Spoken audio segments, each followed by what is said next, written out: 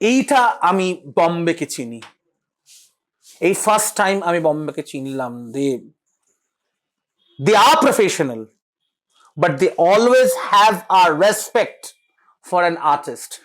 আমাদের কলকাতায় সেটা হয় না, আমি সেটা বলছি না, সেটাও হয়, কলকাতাতেও হয় এটা, কিন্তু আমি জানি না, মানে যেহেতু আমরা খুব কম পরিসরে শুট করি, আজকে খাঁকি খাঁকি আমরা শুট করেছি, মানে খাঁকির all total number of days আমরা শুট করেছি 150 দিন বা 140 দিন এরকম, যেটা অভাবনীয় ব্যাপার।